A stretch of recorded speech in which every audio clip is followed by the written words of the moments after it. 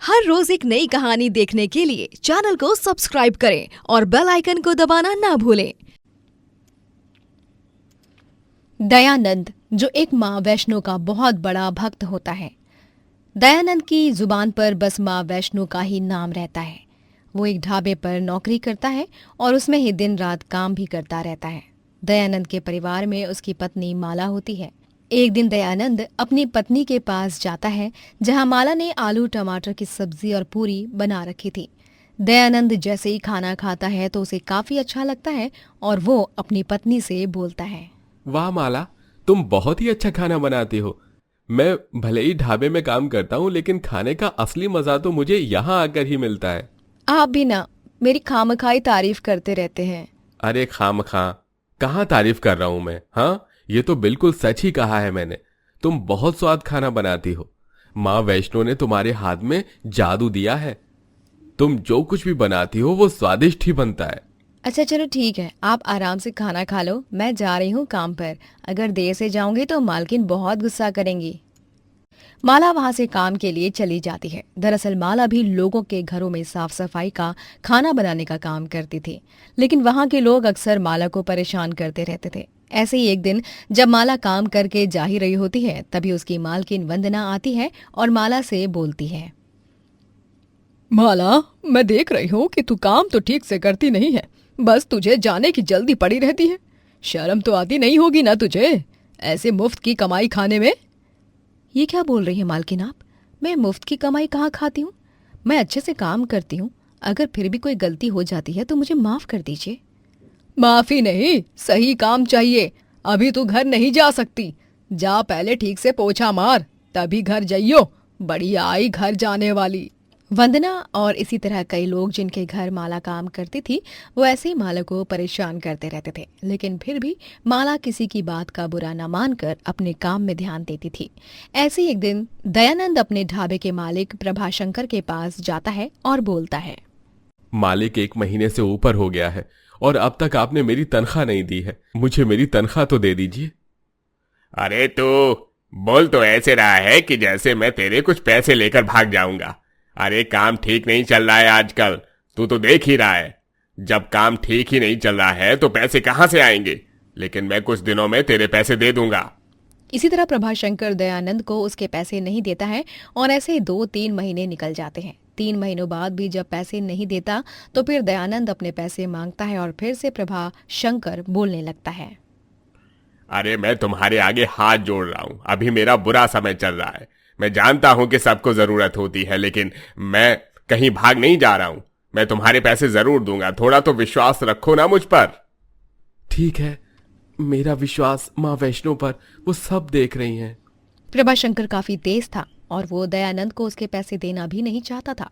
इसीलिए वो खुद से अपने सारे पैसे ड्रॉर से निकाल लेता है और दयानंद पर इल्जाम लगाते हुए बोलता है, तूने चोरी की? तू इस हद तक गिर गया कि अगर मैंने तुझे पैसे नहीं दिए तो अब तूने मेरे पैसे चुरा लिए। नहीं, ये आप क्या बोल रहे हैं? मैंने कोई पैसे नहीं चुराए हैं। मैं बिल्कुल सच बोल रहा हूं। माँ वैष्णो की कसम, मैंने कोई चोरी नहीं की। मेरे ड्रॉर में पैसे नहीं है और तू इतने समय से मुझसे अपनी तनख्वाह मांग रहा था। मैं दे नहीं पाया तो तूने चोरी कर ली। अब मैं तेरी तनख्वाह भी नहीं देने वाला। चोरी कर तो ली है, मिल गए तुझे तेरे पैसे। ठीक है, अगर आपको यही लग रहा है कि मैंने चोरी की है तो अब मैं यहां काम नहीं करने वाला। मैं काम छोड़कर जा रहा हूं। दयानंद को चोरी का इल्जाम बहुत खटकता है और वो अपना आत्मसम्मान को लेकर वहां से काम छोड़कर चला जाता है और सब कुछ अपनी पत्नी को बताता है। दोनों काफी परेशान हो जाते हैं, जिसके बाद माला अपने पति से बोलती है, देखिए आप परेशान मत होइए, मेरे पास कुछ शादी के गहने हैं, हम वो बेच देते हैं और माँ वैष्णो का नाम लेकर अपना शुद्ध वैष्णो ढाबा खोलेंगे, जिसमें हम प्याज और लहसुन का इस्तेमाल बिल्कुल नहीं करेंगे। माला की बात को दयानंद भी मानता है और अब वो दोनों अपना वैष्णो ढाबा खोलते हैं।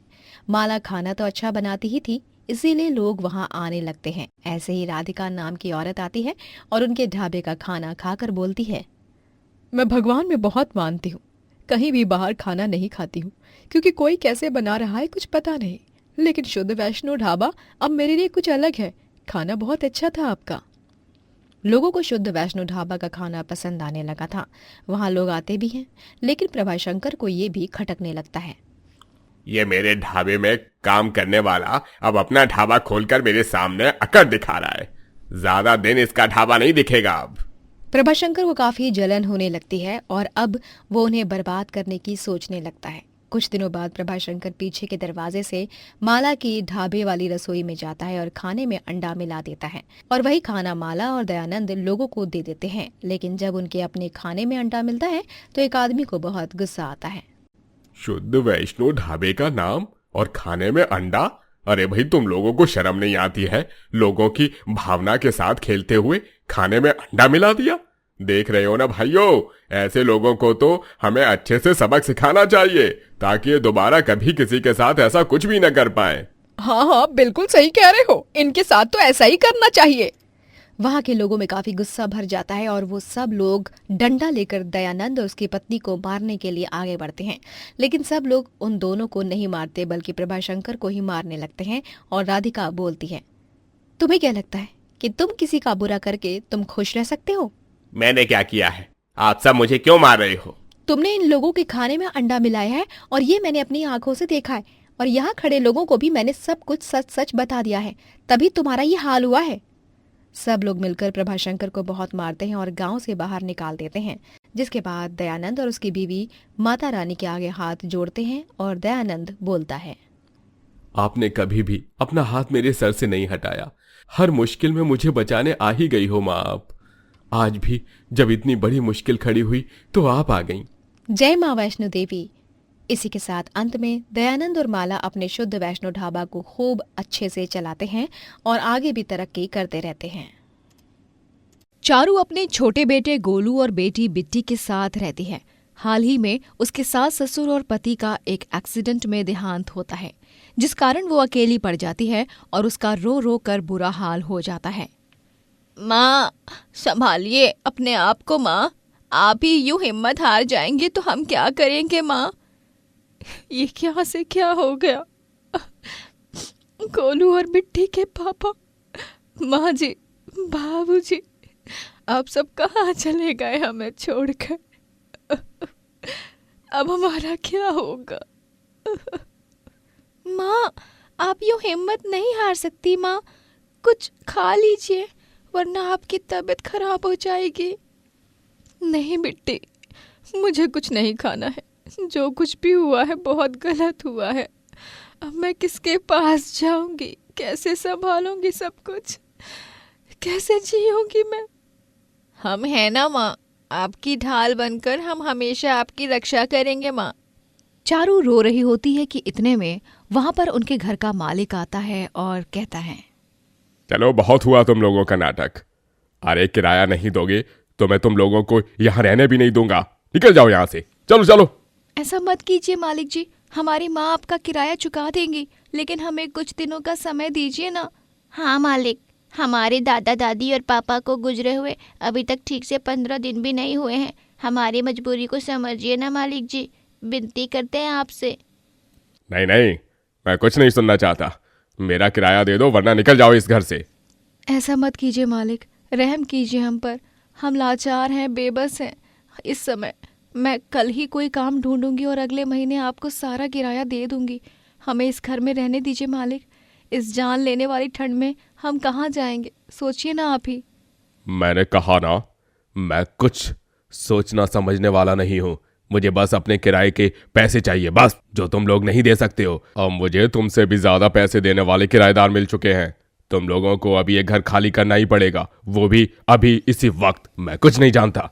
बेचारी चारू उसे ना चाहते हुए भी अपना सारा सामान लेकर अपने बच्चों के साथ वो घर खाली करना पड़ता है और वहां से निकलकर वो ठंड में सड़क पर अपने बच्चों के साथ दर दर भटकने लगती है। माँ, इतनी ठंड है, इस ठंड में हम कहाँ जाएंगे? हमारा तो ना कोई रिश्तेदार है, ना कोई जान पहचान वाला। हाँ माँ, अब हमें सड़क पर ही रात बितानी होगी बच्चों। मुझे माफ़ करना, मेरे होते हुए तुम दोनों को ये बुरे दिन देखने पड़ रहे हैं। नहीं माँ, आप क्यों माफ़ी मांग रही हो? हम जानते हैं कि ये सब क्यों हो रहा है, इसमें आपका कोई दोष नहीं है। हाँ माँ, इसीलिए आप अपने आप को इस सब के लिए मत कोसिए। हवा बहुत तेज चलती है और ऐसे में वो तीनों सड़क पर ही सो जाते हैं। रात भर ठंड में सोने पर गोलू के शरीर को बुखार लग जाता है और वो बुखार से तपता है, लेकिन अगले दिन सरकारी अस्पताल में दिखाने के बाद वो ठीक हो जाता है। अब तीनों काम की तलाश करने लगते हैं, लेकिन गांव में कहीं भी कोई उन्हें काम नहीं देता है। तभी बिट्टी और गोलू बाजार में छोटे छोटे खाद्य पदार्थ के ठेले देखते हैं और चारू से कहते हैं, माँ, वो देखो, बाजार में कितने सारे ठेले हैं जहाँ लोग तरह तरह के खाद्य पदार्थ बेच रहे हैं। हाँ माँ, कोई डोसा बेच रहा है तो कोई छोले कुलचे। माँ, आपके हाथ के खाने का स्वाद भी एकदम कमाल का है। क्यों ना आप भी ऐसे ही ठेला लगाकर खाना बनाओ और बेचो। हाँ माँ, हमें काम तो मिलने से रहा, लेकिन मुझे पूरा यकीन है लोगों को आपके हाथ का खाना बहुत पसंद आएगा और आपका ठेला भी चल पड़ेगा। इसीलिए कह रही हूँ कि ठेला लगाते हैं। लेकिन बिट्टी, गोलू, ठेला लगाने के लिए हमारे पास उतने पैसे भी होने चाहिए ना। ऊपर से खाना बनाने के लिए अलग सामान, बाजार में जाकर ठेला भी खरीदना होगा, उसके लिए अलग पैसे लगेंगे। यहाँ हमारे पास कुछ खाने के लिए तक पैसे नहीं हैं और ऐसे में। उसकी आप चिंता मत करो माँ। मैंने और गोलू ने नदी के पास एक साइकिल देखी थी। वो अच्छी स्थिति में नहीं थी, लेकिन हम दोनों उसकी मरम्मत कर देंगे। उसके बाद वो ठीक हो जाएगी, फिर आप उस पर खाना बेच पाओगी। और रही बात खाना बनाने के लिए लगने वाली सामग्री की, तो उसके लिए मेरे दोस्त चिंटू के पापा की दुकान है। वो एक बनिया है, तो वो हमें उधारी पर सामान दे सकते हैं। हमारे पास पैसे आने के बाद हम उनके पैसे चुका देंगे। अरे वाह बच्चों, सच में मैं बहुत खुशकिस्मत हूँ जो मुझे तुम दोनों जैसे बच्चे मिले। तुम दोनों बहुत बहुत समझदार हो, और अगर तुम दोनों नहीं होते तो ना जाने मैं अपने साथ क्या कर लेती। तुम दोनों ही अब मेरे जीने की वजह हो। गोलू और बिट्टी चारू के गले लगते हैं। वो दोनों साइकिल की मरम्मत करते हैं और उसे एक ठेले में बदल देते हैं, और साथ ही चिंटू के पापा की दुकान से उधारी पर खाना बनाने का सामान खरीदकर वो लोग गांव के बाजार में स्वादिष्ट खाना बनाकर बेचने लगते हैं। और चंद दिनों में ही चारू के साइकिल ठेले पर कई सारे ग्राहक खाना खाने आते हैं। अरे उत्तम, अति उत्तम, ऐसा लाजवाब पनीर पराठा मैंने कहीं नहीं खाया। और ये चटनी, हो, वाह, क्या ही कहूँ, मेरे पास शब्द ही नहीं है तुम्हारी तारीफ करने के लिए बहन। तुमने मेरा दिन बना दिया। सच में चारू बहन, मेरे पति को भी बहुत पसंद आया तुम्हारे यहाँ का खाना, और साथ ही बच्चों को भी। इसीलिए मैं आज फिर से तुम्हारे ठेले पर आई हूँ। मुझे वही बटर नान और दाल मखनी दे दो, और हाँ, मसाला पापड़ भी देना। उसके पीछे तो बच्चे टूट ही पड़ गए थे। धन्यवाद बहन जी, अभी देती हूँ पैक करके। चारू के ठेले की तरक्की के कारण अब उसके सामने वाले ढाबे को चलाने वाली सास बहू हेमा और स्वर्णा दोनों को बहुत जलन होने लगती है। माँ जी, जब से इस चारू ने अपना ये साइकिल ठेला यहाँ हमारे ढाबे के सामने लाया है, तब से हमारे ढाबे पर तो कोई मक्खी भी नहीं मंडरा रही है। हाँ स्वर्णा बहू, इस चारू का कुछ न कुछ तो करना ही पड़ेगा हमें। हम यूं हाथ पर हाथ धरे नहीं बैठ सकते, वरना हमें ये ढाबा बंद करना पड़ेगा। अब स्वर्णा और उसकी सास हेमा दोनों रात के समय चुपके से चारू के साइकिल ठेला चुरा लेते हैं और उस साइकिल को जंगल में कहीं जाकर झाड़ियों में फेंक देते हैं। जिसके बाद अगली सुबह जब चारू और उसके बच्चे साइकिल को गायब देखते हैं, तब उन्हें दुख होता है। हे भगवान, न जाने कहाँ चली गई मेरी साइकिल। अब मैं क्या करूं? सब खत्म हो गया। नहीं माँ, हिम्मत मत हारिए, क्योंकि कुछ भी खत्म नहीं हुआ है, हम है ना। हाँ माँ, शायद किसी चोर ने साइकिल चुरा ली होगी, या फिर किसी जल कुकड़े इंसान ने। आप चिंता मत कीजिए, मेरे पास एक और सुझाव है। हम बांस का ढाबा बनाएंगे। जंगल में बहुत सारे बांस की लकड़ियाँ पड़ी हुई हैं जो किसी काम की नहीं है। बांस के ढाबे को देखकर ग्राहक और भी आश्चर्यचकित होंगे और उसमें बैठकर खाना खाने का अनुभव लेने के लिए जरूर आएंगे। बिट्टी और गोलू अब बांस का ढाबा बनाते हैं और फिर से चारू अपने ढाबे के जरिए तरक्की करने लगती हैं। लेकिन ये देखकर फिर से स्वर्णा और हेमा को जलन होती है और फिर एक बार वो चारू को अपने रास्ते से हटाने के लिए उसके ढाबे में चुपके से घुसकर सारा सामान चुराने जाती हैं। लेकिन तभी अचानक से वो दोनों वहां अंदर बनाए हुए एक गड्ढे में गिर जाती हैं और फंस जाती हैं। तो हमने आप दोनों को पकड़ ही लिया। क्या? हमें आप दोनों पर ही शक था कि आप ही हो हमारी दुश्मन और आप इस बार भी हमारे काम में कोई रुकावट लाने के लिए कुछ ना कुछ जरूर करने वाली थी। ये हमें पता था, इसीलिए हमने ये गड्ढा खोदा ताकि जैसे चूहे को फंसाते हैं वैसे ही हम आपको पकड़कर फंसा पाए। हमें माफ कर दो, हमसे गलती हो गई। हाँ, हम फिर कभी ऐसा नहीं करेंगे। चारू बहन, माफ कर दो। नहीं, तुम दोनों को कोई माफी नहीं मिलेगी। अब चारू मुखिया जी के पास जाकर उन्हें सब बताती है, जिसके बाद मुखिया जी हेमा और सुवर्णा को गांव से बाहर निकाल देते हैं और चारू का ढाबा बहुत तरक्की करने लगता है। जिसके बाद वो लोग गांव में अपना खुद का एक बड़ा सा घर बनवाते हैं और साथ ही बिट्टी और गोलू स्कूल जाकर पढ़ने लगते हैं। दोस्तों, अगर आपको ये कहानी पसंद आई तो लाइक करें, शेयर करें और कमेंट करके बताएं कि कहानी में आपको सबसे अच्छा क्या लगा।